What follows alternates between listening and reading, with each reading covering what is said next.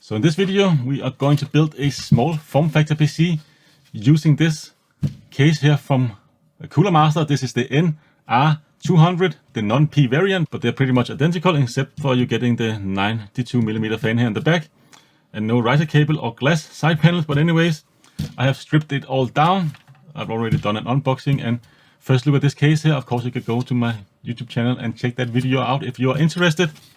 But my plan is to harvest the guts of this machine here, which is a little Acer computer that I actually got off a flea market some time ago. Got it very inexpensively, and I kind of want to repurpose this guts here inside a new case with a more beefy graphics card, a 3080 to be exact. Maybe this 3080 is a little bit overkill for a system like this one here, but I just want to build a cheap small form factor PC that I can do some casual couch gaming. 4K is my goal, 4K 60 is my goal with this build here. And I hope that this i5 CPU here can actually be fast enough for that specific purpose. The first thing you probably notice here that's a little bit off or wrong in this build is the DIMM only comes, or the system only comes with one DIMM. So it doesn't even run dual channel. It is an 8GB DIMM. So this is definitely the first thing I am going to upgrade. I have already installed a 1TB NVMe SSD. Did only come with a 128GB SSD, actually this one to be exact, so a SATA 128GB SSD, and I've upgraded to a 1TB NVMe SSD, a pretty fast Western Digital one, PCI Express Generation 3 of course, but this is not a Generation 4 motherboard, it is the 7th generation Intel. But of course, running dual channel is something that is required to do any kind of workload on a system like this. And for my memory of choice, I just chose the cheapest one I could find that had a high enough base clock speed, and these one do have a 2666 MHz base clock, which was the main reason why I bought them, but also can run up to 3200 MHz. So if I in the future ended up wanting to upgrade my motherboard and CPU to maybe a Ryzen or a newer Intel system, this memory should still be able to work just fine. And I bought the 32GB kit because I believe this is the best value right now, and 32GB is a sweet spot in my opinion. 16 is okay, but 32GB you can do a little more, and also just to be a little more future proof, if I wanted to use this for some video editing or whatever in the future, it's nice to have a little bit more memory at hand.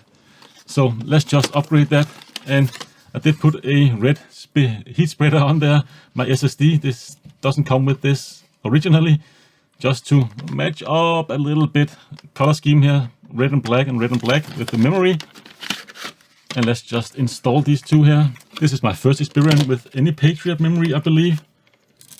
Was relatively inexpensive. I hope they will be sufficient and stable enough. Of course, I will do some memory testing just to make sure that they are completely stable on this system here, which is something I do with all my builds. And I didn't want to get something that was too tall. So in the future, if I wanted to upgrade to a different CPU cooler, this is just a pretty basic one. Of course, I can do so and still have pretty decent clearance here for the memory, because they are not RGB or anything like that. And let's just mount these two DIMMs in here. Looks pretty decent, not matching up completely color-wise, but I do have a little bit of the red there. And next step, of course, is to remove this motherboard. What is it, 6 screws and some cabling. So I'll just do that right now.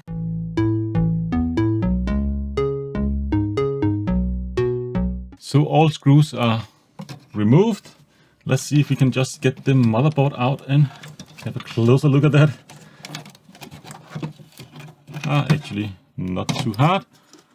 The first time looking at the backside of this motherboard. Like I said, I bought this used at a flea market, so I just took a chance on it.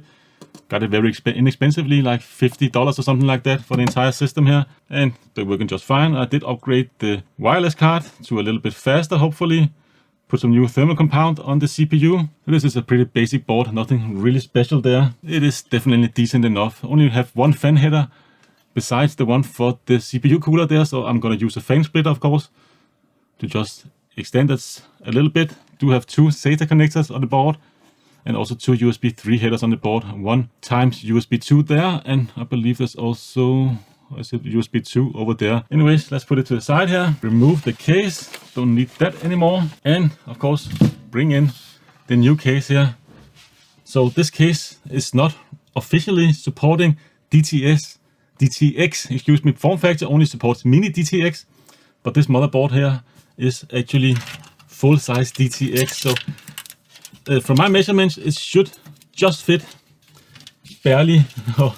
If I remove the power supply to the front, it should actually fit pretty okay in there. So definitely let's try that out right now. Just of course remove all of the cabling here. There's no mounting points over here for the motherboard, so we can only really mount it to those 4 standoffs there. Hope it will be sufficient. And let's just try first off. I have not put the IO shield on just yet. I just want to see if we can actually get it in there like so. One of the screw holes that doesn't really go in all that well. Definitely does fit, but does it fit also if I mount the power supply here in the front? And yeah, does fit quite nice actually. There is, what is it, 2 centimeters or something like that. I just have to eyeball this. Yeah, we are looking at around 1.5 centimeters of clearance between the power supply and the board. That is actually sufficient in my opinion. Of course, you don't have any screw post over here. So I will just use a little bit of a rubber gasket and put that underneath here. So I have put some of this kind of rubber gaskets or rubber feet underneath here in each corner or each place here, just so there's a little bit to resist when I actually push down on the board. If I want to mount this plug here, for instance, there's nothing really to holding the board in place right there. So yeah, just a few of these should do the job. Next off, of course, finding the right screws to actually screw the motherboard in place. And we do get everything included with this case here. So I'm going to use these black screws here to mount the motherboard in place. But just do note, there are 2 different sizes of black screws. There are these, you need to have 14 of those. But there's also one with a little more rounded head and a little bit shorter in length. You need to use those for other stuff. And you also have these silver screws. You don't need to, or these are not for mounting the motherboard. So you need the black one with the flat head to mount the motherboard. And of course, let's just screw this in place. And of course, remember the back IO plate. I kind of forgot it here. So yeah, always remember the IO shield before you actually mount the motherboard, because you probably just end up forgetting. And then let's do the motherboard again with the IO shield in place.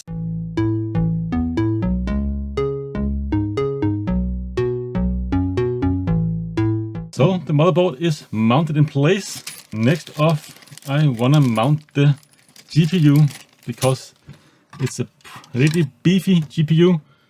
And I want to, of course, mount this before I mount anything else like the power supply and fans and so on. I do not plan to have any fans in the bottom section yet, at least, because I don't think I have room for anything other than maybe, 15mm fans. I don't have any of those on hand right now. So yeah, I'll just mount the GPU. If it ending up being too hot down here, I will just mount some fans afterwards. But of course, we need to remove the IO, or remove those protectors here on the back. So just to make room for the graphics card IO, and let's get the graphics card. So this is a TUF RTX 3080 10GB version 2, brand new. I pre-ordered this like 2 years ago or something like that, close to 2 years ago, and just never arrived. I originally ordered the non-OC variant, but after 1.5 years, the seller actually asked me if I wanted to upgrade to the newer version, the version 2, and they upgraded me to the OC variant. So apparently there was not really that many made of the non-OC variant, so I ended up getting it for the exact same price, which was 10% below MSRP, which is like just unheard of nowadays. And actually the total package of this with the graphics card, the motherboard that I bought secondhand though, relatively inexpensively, power supply, case, memory, but still around the same price as a PS5, so I believe this is a little bit better value. So a brand new 3080 TUF OC. See, there's actually still a little bit of tape here on the fans themselves. Let's just remove that as well. This is maybe a little overkill for a i5 7th generation CPU, but I just wanted to do some casual couch gaming on my big screen TV, so My aim here is to go for 60 FPS at 4K or close to 4K. Maybe do some resolution scaling to get that. Still, this GPU should be pretty decent for 4K gaming. Only really the CPU will probably end up being the bottleneck. Build here is just as much for me to try and see if I will end up using this setup here several months down the road for PC gaming in the living room, or if it will just end up standing there collecting dust. If that end up being the case, I'll just repurpose this for something else. Maybe build a server or something like that inside here to run some virtual machines, or maybe I'll just move it to my girlfriend's place so I have a decent system when I'm over there. But anyways, let's just see if we can actually get this card inside this case. But you can see here, it does pretty much take out the entire size of the case in length. And let's just remove these plastic thingies here. It can be a little bit annoying actually when you are installing the case. And let's just see if we can mount it without taking the case further apart. I think we'll be all right actually. Yeah, just barely get it in there. Yeah, that actually worked quite well.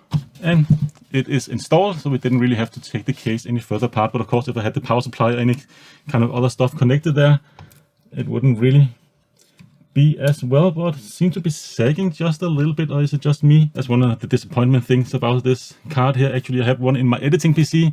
It does sag a little bit. I feel like this beefy bracket here on the back should be able to hold it in place.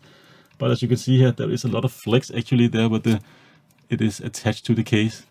But anyways, let's see what kind of clearance we actually have between the card and the case here. If I wanted to mount a fan, I could just squeeze a 1.5 centimeter or 50 millimeter fan in there, but I only have like 2 millimeters of clearance. So yeah, definitely a tight fit.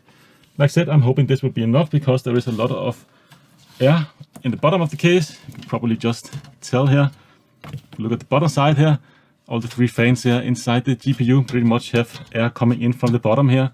Hope that will be enough. If not, I will put some fans there to just help it out a little bit. But let's actually screw this GPU in place so it won't move around once we are building the rest of the stuff here. So installed. Just need to connect power, of course, and you can barely see here on the back side. We have all the plugs there, of course. You do have room for a 3-slot card. But this is a 2.7 slot, of course. You have to account for that big, bit beefy cooler there. And there's also plenty of room here in the top. You can see here from the graphics card. It is a rather tall graphics card, but there is still plenty of clearance there. And let's actually just try and mount this one here for extra fans and see if that will actually work. How do we actually mount this, isn't it? It must be like so. And you can see there's actually clearance there also if I wanted to have a radiator on here. If I wanted to go like water cooling in the future, should be plenty of room for me to get a water cooler in there. Next off, I think I will actually mount all of the cables here to the motherboard just to be sure that I have enough room once I install the PSU. And if I install the PSU in the front, how much clearance do I actually have for these cables? I just have to maybe mount the PSU here inside the little caddy first to get some idea what kind of space I have. And since I'm going to mount it on the front, I'm going to mount the fan on the inside here, so it will draw air from inside the case like so. And you can see the fan is right there, and there is a little bit of clearance there for cables as well. And I think I need to use the same type of screws to actually mount the PSU. Let's just try that to begin with here. There are 6 screws in total, and yeah, definitely the same screw as you use to mount the motherboard.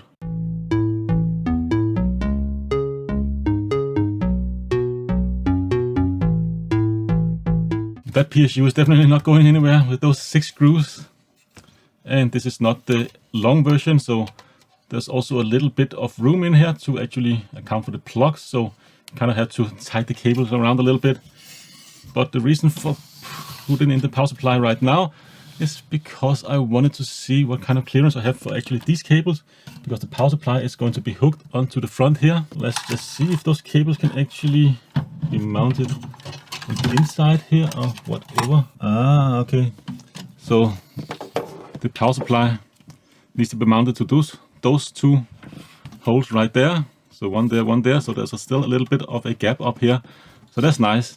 So there's room for the cables to go on top of the power supply. But let's just mount all of those plugs in right now, so we can get pins here for the motherboard for power and LEDs and so on. And considering this is not like a consumer motherboard, there's no instructions or anything online, I found another guy using this motherboard in a different case. Actually found the correct pin out. So let's just see if it's the same. Power LED, power switch, reset switch. Yes, actually this is pin out or mounted correctly. So let's just plug it into the motherboard here. That was definitely very easy. Next off, let's just mount this one to the top USB 2.0 plug or connector. This one here. Then we have the HD audio. I think actually we do have an audio plug here on the motherboard. I thought we didn't have it actually, but I suspect it's the one over here. Yeah, it fits. So I hope it's the right one. And we also have a USB 2.0 header, but only for one USB 2 connector. And I'm also going to plug in SATA because I want to connect a SATA HDD, so just a hard drive. I want to repurpose this one I have in this case here, because I don't really use it for anything. It's a 5 terabyte drive, and I use it for OS Time Machine, Mac OS Time Machine back in the days. Just to put a lot of games I maybe not play that frequently on this drive here, and I use the 1 terabyte for the games I use most frequently, so they will load a little bit faster. But I mount this here in the front, and I want a SATA cable for that as well. So I'm not really sure if I should go with an angle plug or a straight plug really. I think actually I will just go for the straight plug, because that's maybe a little more easier to actually work with. Let's just plug it into the top one. All the plugs stay together up here. Keep it a little tidier, and this is of course going to the front. So that's pretty much it. Next step, plugging in the cables onto the motherboard. I'm not really sure if it's best to plug it in on the motherboard first, because yeah, again, small form factor computer. So I'm gonna try that. So now we have pretty good clearance because there's no power supply. Of course, we'll connect the 24 pin to the 24 pin on the motherboard. CPU only really need one 4 pin. So that's all I'm going to use. And the other one, of course, going to the power supply. And then we're also going to connect one SATA cable here onto the power supply, going to the front. And I want to connect my fan controller or fan splitter here on the front or somewhere around there to hook up all my fans to a central place. And then, of course, last thing to do is just plug in PCI Express. I'm going to use 2 cables, of course. This is a very beefy GPU, so definitely use 2 cables if you can. 2 separate cables, not just those 2 plugs on the cable, but 2 completely separate cables. And just get it in the right way here. Yeah, like so. This is one, and second one here, of course, like so. Of course, the other way around. I really hate these PCI Express cables, especially because you can split them up like so. It can be quite an annoyance to get those in. Both of them are connected to the GPU. All of them are connected to the motherboard. Only thing really needed connecting is this one here for the SATA. And let's just mount the PSU and do all the cable work there. That's always the annoying part. Actually getting all cables mounted and tidy up. So I want to bring this cable to the back here, and of course mount it into the motherboard here on the PSU. Actually, what to do like this. So motherboard, I have to plug it in 2 places for some reason, like so. And get the CPU here, like so, and plug it into the CPU, or one of the 8 pins here on the power supply. And then of course we have the 2 ones here from the graphics card. I feel like this is a little bit of a long cable, maybe, not really going that far, but I'm gonna mount it like this. So let's have this cable here, like so, and the other cable like so. And last thing to do is mount the SATA connector here, and we'll just mount it as far over here as we possibly can. So that still leaves like 3 cables open here for the future upgrades, or just saves a little bit of space inside. That's gonna be the hard part now, actually getting all these cables in, or organized rather. Kind of have to bend them a little bit here, so you can get them pretty flushed with the actual case here, and of course use a lot of strips, cable strips. You should be able to get it in there pretty okay.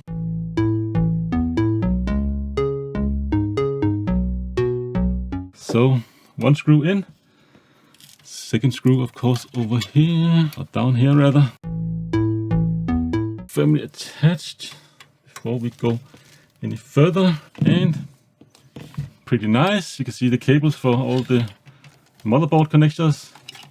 It goes up here, and all the other connectors go below that. Not really sure this is the best, but for now let's just make it so. And the GPU is definitely sagging a lot here. Probably gonna put some kind of an anti-sag bracket underneath there. Maybe I can actually just mount it up here somewhere somehow. Cable strip going through here, or Velcro tie. I think I'm actually gonna try that. Pull from here to there. But man, looks very saggy. Very stiff cables. You could of course do a little bit better if you mount it with some different cables. But for now, it is mounted, connected. Next off, let's just connect the power supply here. I won't really go too much into nitty or tidy all the cables up right now. I'll do that a little bit later. Just of course wanted to see if everything is working. Plug it in and install Windows. Get up and running. Best way to mount this plug here. Let's just mount it in a way so that we can actually get it as far away from the exhaust here as we possibly can. Maybe like so. And of course, turn on the power supply is always a nice thing to do, really. I want to kind of mount the hard drives, and I'm not really sure it's the best place actually to mount the fan controller or fan splitter here, because this is a long range for the cables and there's a lot of cable clutter right here already. So maybe I'll find a better way, a better placement rather. There's not really any room at all on the back here, so only place maybe to mount it is on the left side here of the PSU. In here maybe. I definitely have to come back to that.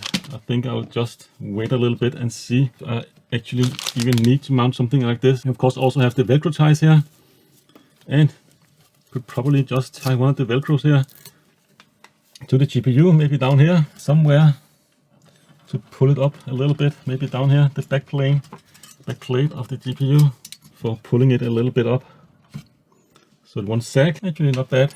I think I'll actually do that, and you still have plentiful of room here to actually hide all of those cables. Next step, like I said, I wanted to mount a hard drive, so for that you need those rubber gaskets here. I think I will mount this one to the right side just to get all the cables all the way to the side here as much as possible. So just plug those rubber gaskets in like so, there, and you need to find the proper ones here for hard drives. There are 2 different versions, one for SSD and one for hard drive. The hard drive one has a little screw here on top. It does need a little bit extra protection because it does vibrate, so yeah, it's a little bit longer and has a little bit of a stem, so it takes a little more force to actually remove it. And let me just remove this hard drive for this caddy here. I have taken it apart one time earlier. Apparently I cannot really use those big ones. It's a little unfortunate. Different threadings on those, I believe, so only bigger hard drives have the bigger threads on there. But anyways, let's just mount it with the other ones. Hopefully it will be fine, like so. You're ready to just squeeze it in place. Put it on the top of the holes there and just squeeze it in. I think this will be actually fine enough. Maybe I'll just put a zip tie over there, over the drive, just to be 100% sure. And from there, all you really need to do is to plug it in, just like so. And of course with the data cable as well. And I just want to leave the longer end here for the fan hub or the fan splitter. But for now, I won't really attach any fans here. I believe that's pretty much it to get this up and running. Well, I've done a little bit of cable organizing right now to make it a little bit better. And next step here, let's of course just plug it in and actually see if it will boot at all. One important thing to note is of course make sure the power supply is turned on the inside of the case here, because there's no on-off button on the back. So if it won't turn on, maybe you forgot to just plug it or turn it on inside the case. And I do have Windows 11 here already ready to go. And all that's left to do here is really just to turn it on. Let's just see, fingers crossed, that there is actually power. You can see the GPU is definitely lighting up here. The CPU fan is spinning. Let's just see if we can actually get into the BIOS. Keyboard just lit up here. And we got a beep. And we are inside the BIOS. So we can just see 3 GHz CPU, not really the most powerful one, so I'm very interested to see how well this will actually fare far.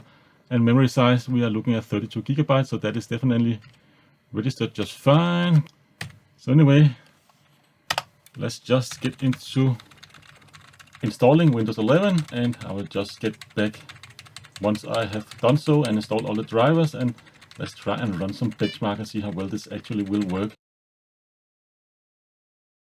So let's try to actually mount some fans to this top bracket here, got at the front here, and we have room for 220mm fans. I do have 4 fans here I want to use, so I have 2 NF-A12 and I have 2 NF-F12. I'm not really sure which one I should mount in the top and which one I should mount in the side, which is my plan right now. So of course we have the side bracket here for side mounted fans, because I do have the power supply here on the front. It does limit a little bit in terms of how many fans I can actually connect to this. And I also ended up mounting my fan controller here on the right side of the PSU. In the front here, this was the best place in the entire case, so not really optimal placement because of cable clutter. Of course, it wouldn't really, it's not gonna look all that great, but considering that I don't have any glass panels on this case here, not really something I will notice. And on the back side here, we do have a lot of cables sticking out, so I don't really feel like it's the best placement to put a fan controller, because we have a lot of cables going there.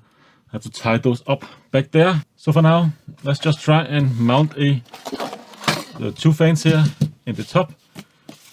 Which one should we go for really? Let's just try the A12 first. I feel like these are excellent fans for any kind of stuff you want to do. And how should we actually mount it? If this is the front, I kind of want to have the cable going in towards the back, so I can kind of route it underneath like so. And of course you need a little few screws here to actually mount it.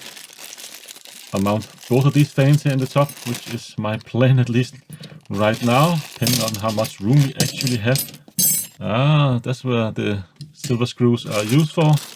You kind of need them to mount the fans here. A bit different design, I've not seen that anything like that before. So you need these 4 silver screws here to be able to mount the fan grill here, or the protector, or whatever you want to call it, to the fan itself, or to the screw assembly here. A little bit different setup, but yeah, does seem to work quite well.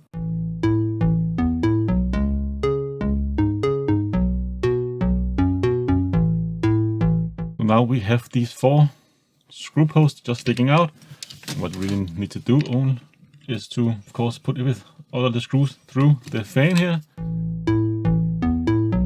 Post sticking out there, and then you should just be able to squeeze it in place here, like so. So you also have a little bit of an anti-vibration. That's one fan, and let's just use the other A series of fan on the top lid here. And this one was already mounted from the factory, so let's just get rid of that. Not the easiest actually to install, because yeah, these screws or posts there, you need to kind of get them out exactly at the same time, and can be a little tricky to do so actually.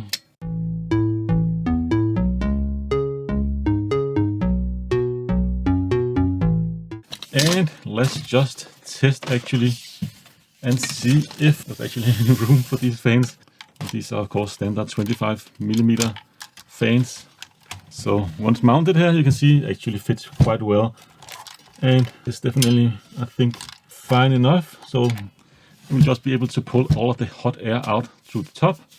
And let's just see what or how many fans rather we can actually have in the front. On the side here, the power supply here being moved to the front. So I don't think we can have room for two. Can we just barely squeeze one in there, two in there? Very tight indeed. That would be pretty cool, because then we would have enough air going into the PSU, of course. Oh, okay, we can also, the cables there from the graphics card is getting a little bit in the way. Because the screw holes there, if I have to push this fan all the way to the right, you can see the screw holes doesn't really align here. The closest I can get it to the PSU is right there. And then don't really have room to mount the other fan, unfortunately. So no, only one fan in this side. You know what? I'm gonna start out with just the two top fans and just eliminate this as of now. Because I just want to see how well it will actually work with just the two fans. Because the PSU, of course, needs some fresh air, because it does suck in air from inside the case here. And once the GPU is running, it will blow a lot of hot air into the case, also going into the PSU. But then again, I do have mesh panels here on the side, mesh panels on the bottom. So if we have two fans on the top pulling air over the entire system, I think that would be pretty okay. And then leave the 92mm fan here on the back or on the side. I actually think it will be pretty okay, because we can remove hot air pretty fast as well. And you know what? I think actually I will try to just mount this fan here. I'm not really sure if it actually is too loud, but this machine here is not a PC I am going to be close to. I'm going to live in the living room. I'll be gaming on my TV, on my couch, like several meters away, and of course I will mainly be using it for gaming, so no matter what, the GPU will run pretty hot and the fan will spin up. CPU as well, I'll just leave the GPU in performance mode as well. It does have a silent mode, but then this one, the GPU can suck in a lot of air from the bottom. The top side can get rid of the air pretty fast, and one fan here on this side can just blow a little bit of cold air into the PSU and this CPU as well. And we also have the little fan here on the back to pull out all the air. So yeah, I think that's just what we're going to do. Two 120mm fans in top, 192 in the back, and one 120 in this side here. I think that would be the setup I'm going for, like so. And last thing to do is, of course, choose which fan we actually are monitoring, because we can only monitor one fan here.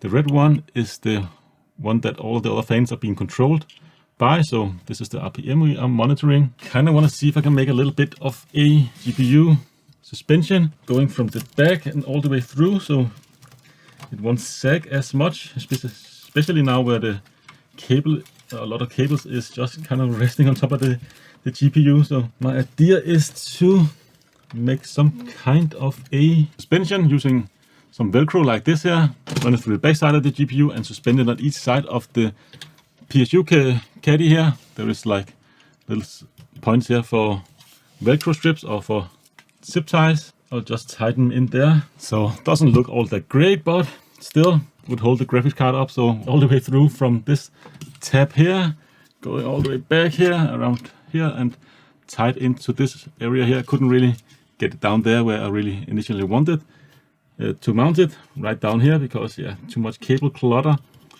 But anyways, kind of had to give up one of those zip ties. And then of course we need to route all of these fans. I believe I will route them up here under the frame, so up here like so. So let's just put those in, all of the fans except for the side fans.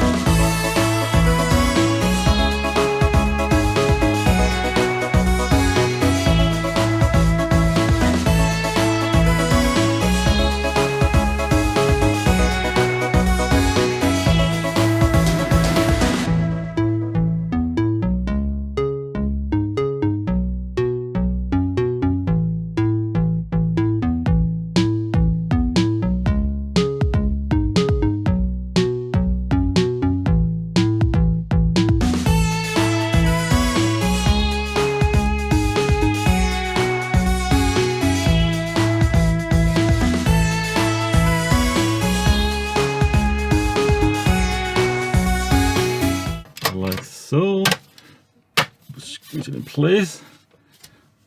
That's pretty much it. You can see the noctua fans there on the top.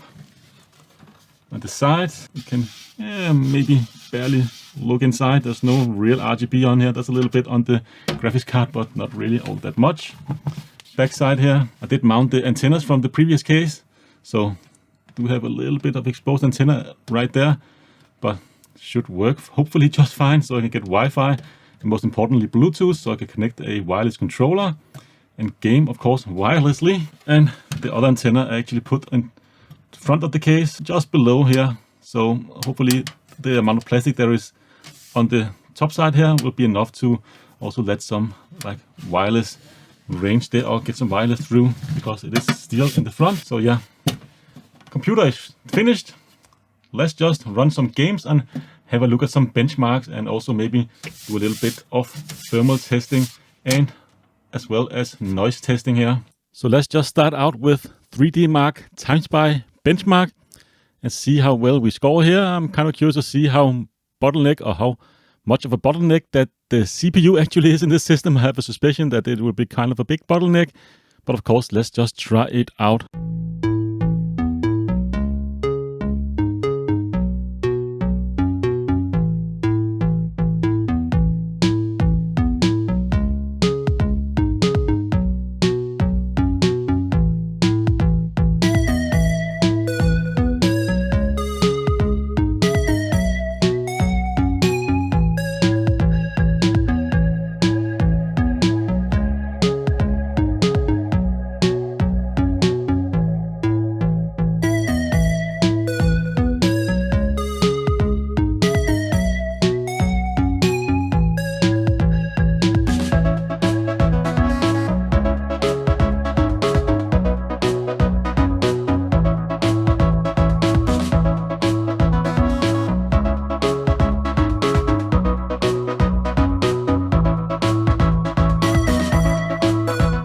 And let's just have a look at the results here.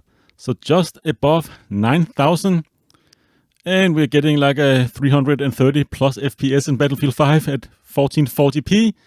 But you can see that the CPU score 2,971, the graphics score 4,042. So yeah, definitely the CPU is bottlenecking this GPU quite a bit. And of course, you can also like look at the graph here. So yeah, definitely a beefier CPU would be a nice upgrade for this build here.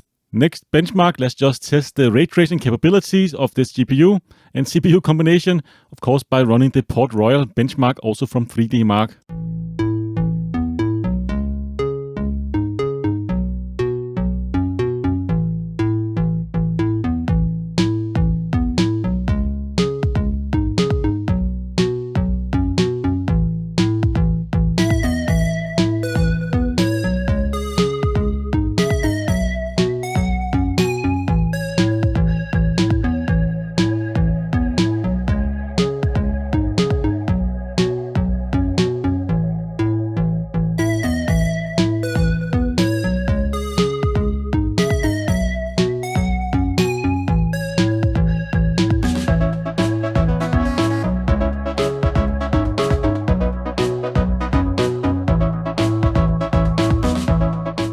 And the Port Royal benchmark is finally done here. We are looking at 11,164 in terms of benchmark here. And I could expect like around 155, excuse me, plus FPS when playing Battlefield at 1440p. So that's definitely not too bad. Although I, of course, wanted to run 4K 60 on my TV. So I should be able to hit close to that. And you can, of course, see the graph there in terms of its performance. And let's just run the Unigine benchmark, or the Heaven benchmark here, which is a DirectX 12 benchmark. And you can, of course, see all the settings right here. So I have it on high, and I have it pretty much in the default setting. So let's just run the application here, and of course, run the built-in benchmark and see what kind of frames per second we can get with this specific benchmark here.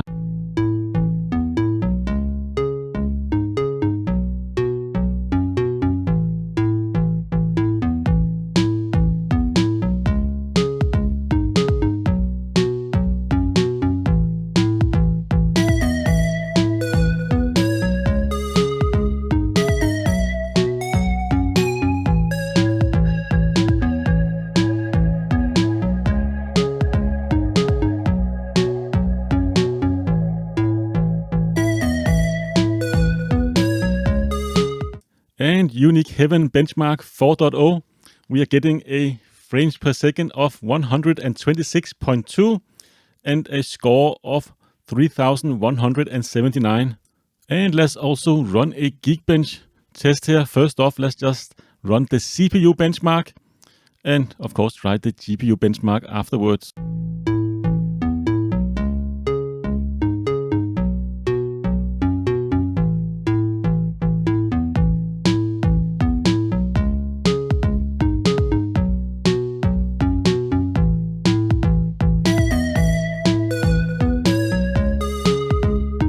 And Geekbench 5 score here, we are looking at single core score of 724 and multi-core score of 2028, which isn't really all that impressive, but this is also only a 4-core CPU from 7th generation Intel.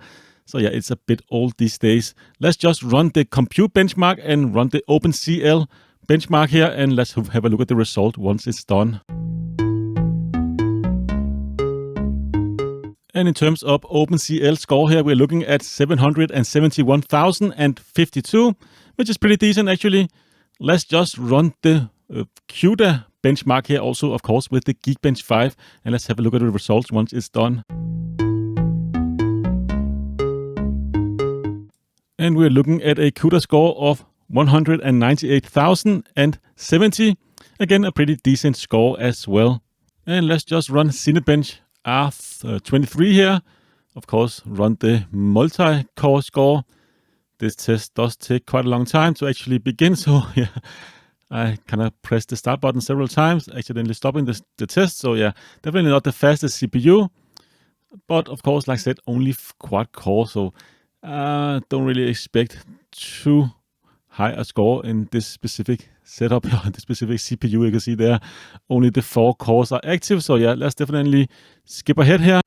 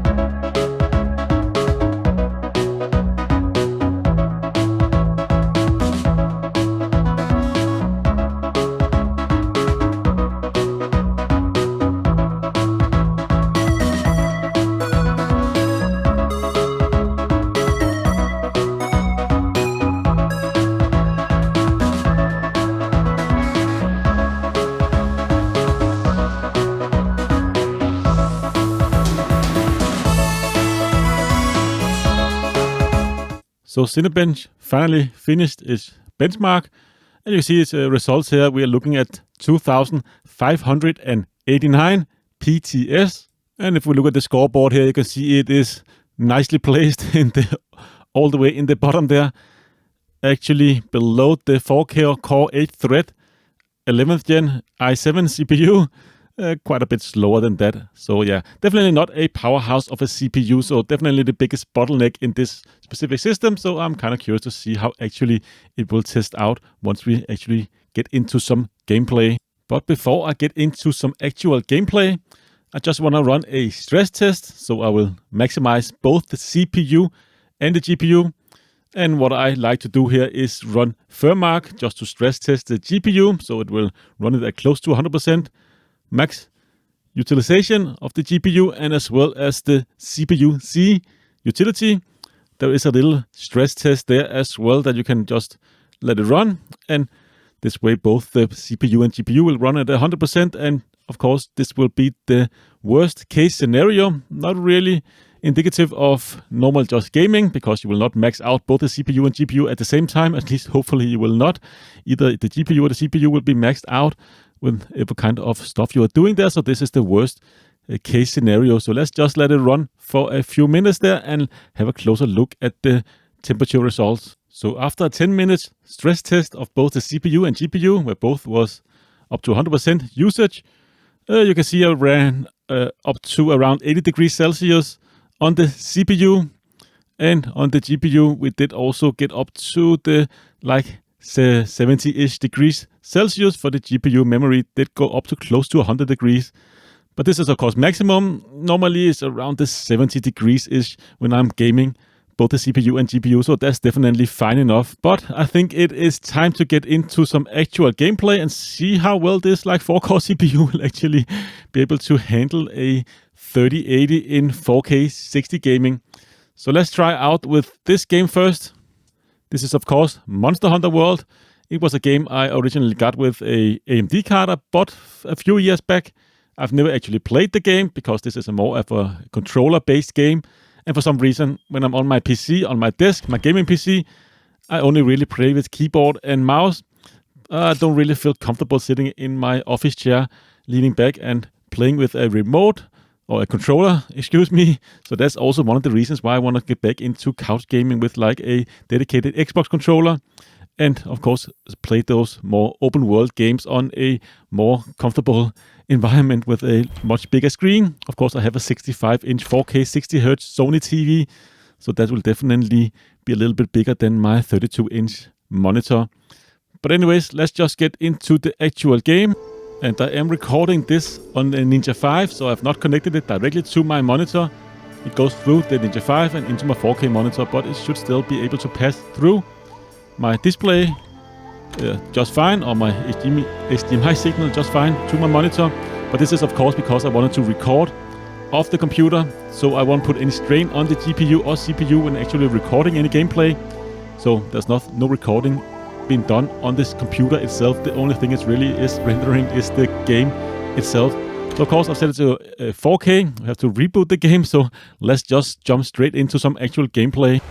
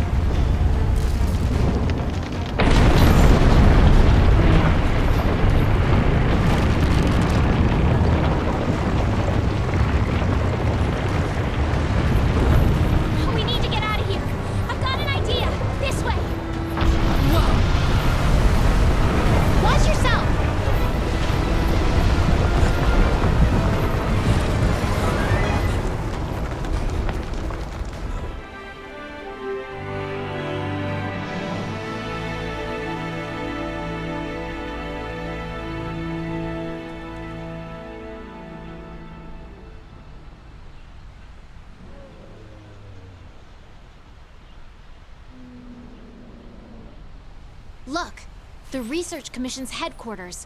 Come on, let's get going.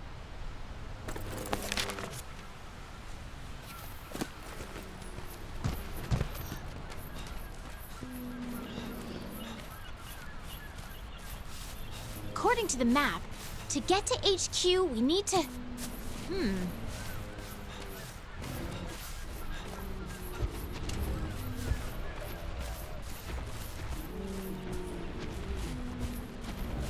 These Aptonoths seem every bit as docile as the ones back home.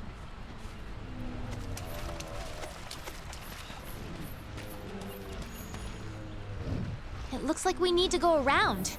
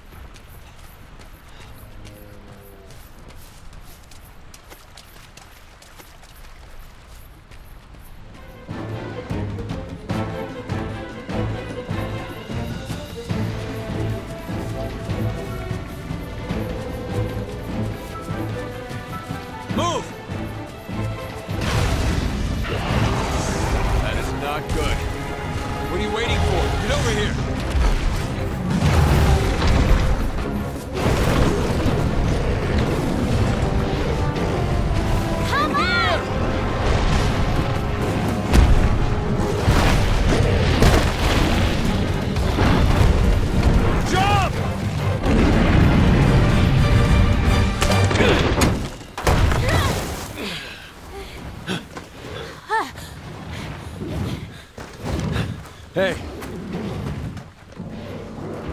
You all right? let's go. Okay.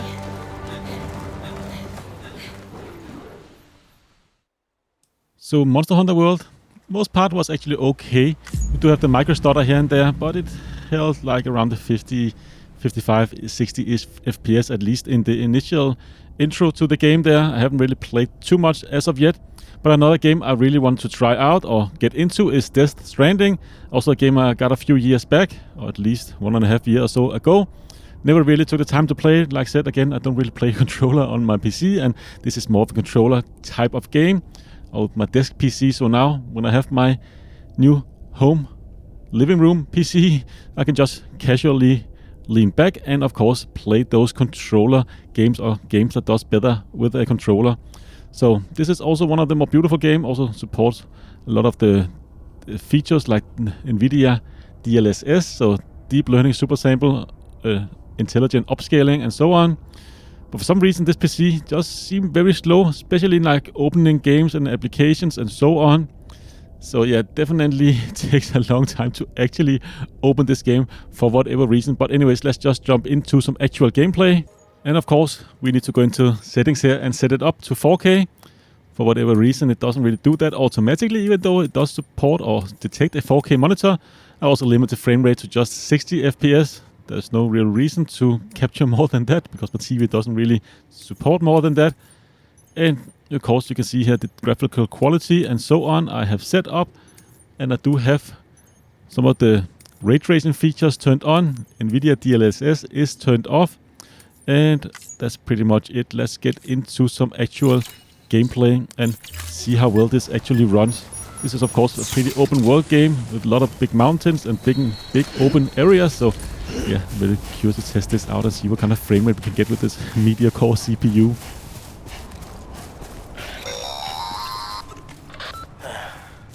See that crater? That's what's left.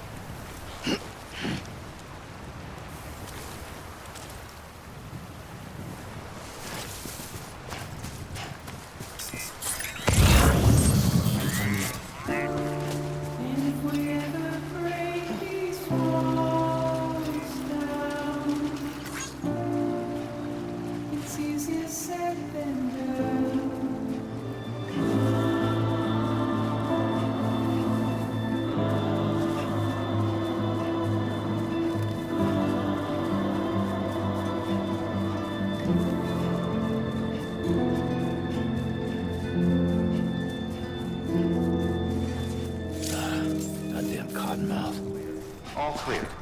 Welcome to Capital Knot City. Proceed to distribution center.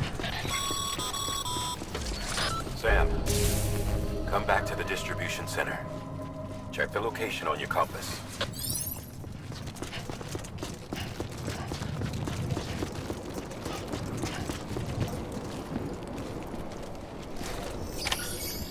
So Death Stranding seems to run pretty fine at 4K 60 FPS. The CPU and GPU just hovers around the 70-80% of utilization or usage. which is pretty fine. So definitely usable for this specific games. But I don't know about you, but I'm definitely a little bit disappointed about this game. Overall, I haven't really played too many hours yet, if even a few hours maybe. And there has just been so many clips and trailers, and before you actually get into actual gameplays, just so many cutscenes rather throughout the whole game, just, you know, getting into the game. So yeah, then when you then get into some kind of gameplay, it's mostly just running from like this area to another area, like collecting stuff and bringing stuff back and forward. So kind of a mailman-ish in some kind of future where, yeah, the world has gone under. Yeah, a little bit boring in my opinion as of yet, but I want to play it a little bit more, and I definitely think the graphics look quite nice. So gaming at 4K 60 is definitely doable with this CPU-GPU combo, but I suspect if I get into more games, maybe I'll run into a bottleneck with the CPU.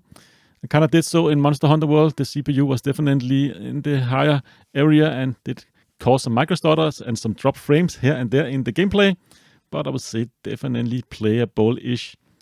But anyways, one thing I always do when I get a new system, especially, of course, when I get new memory, is to run memtest 86, and I just run the standard test. I believe it runs 3 or 4 passes, just to continually writing and reading to the memory, the RAM inside the computer, just to make 100% sure that there is nothing wrong with these memory modules, because that can always cause some issues. It's been a long time since I've actually seen some issues with memory, but CPU, especially like older CPU and newer memory, I'm not really sure how well they will work together. But yeah, anyways, let me just run this test, and as you can see here, it passed after several hours of running this mem test here, so that's definitely good. So there should not be any problem with the CPU and memory in this system here. So if I run into other issues, I can kind of eliminate that. And in terms of noise coming from this little mini PC here is definitely doable.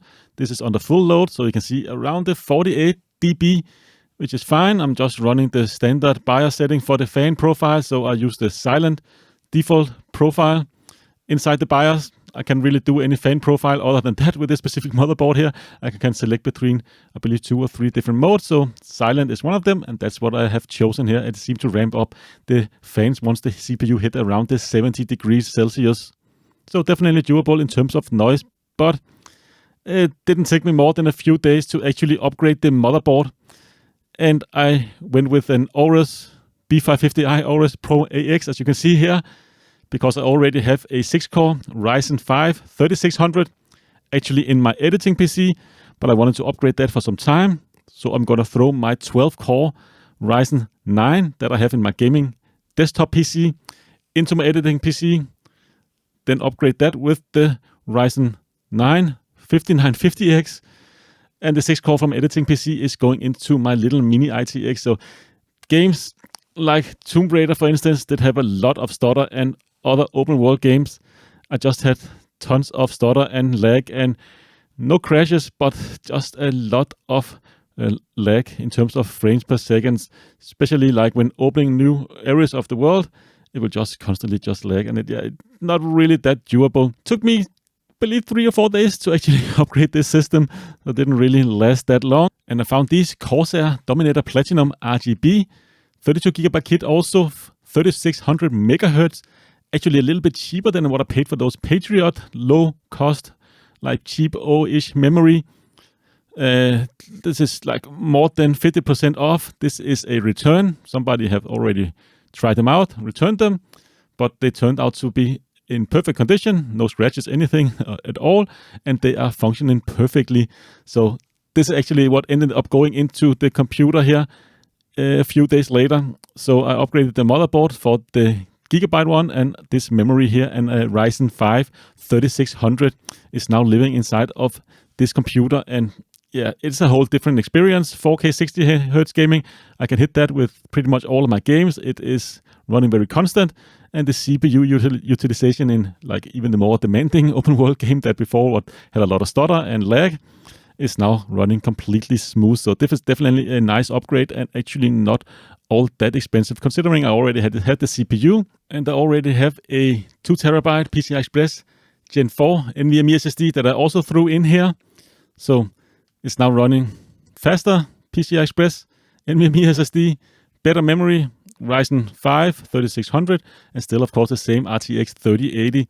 So yeah, definitely much better gaming PC, especially for 4K 60 gaming. It is the ideal solution in my opinion, and still not all that expensive actually. So yeah, definitely a big learning curve here. Should probably stay away from older generation i5 CPUs, especially from 7th generation. Maybe 8th generation can manage, because that also has hyperthreading, which was something that this i5 didn't have. Only had the quad-core CPU. So I guess hyperthreading would potentially be a little bit better in this scenario here, but definitely the CPUs has come a long way the later few years, ever since like the Ryzen generation came out, with more cores, faster cores, and faster memory as well. So definitely a better investment in my opinion if you want to build a PC like this. So yeah, definitely feel like this is the perfect gaming PC for me personally, for the living room right now. And I am happy with my purchase, and this little motherboard here has been very reliable, as well as the memory. Have not had a single issue as of yet. So that pretty much wraps up this video. I don't know about you guys, but for me it always ends up being expensive trying to save a few dollars along the way for this instance a motherboard and CPU. I should just have gone the full 9 yard, and of course bought a new motherboard and better memory kit to start out with. But anyways, that's what I ended up with, and it didn't really cost me all that much. This motherboard is an excellent value, and I highly recommend it. But that's pretty much it for this video. I hope to see you again in a future one. Until then, take care.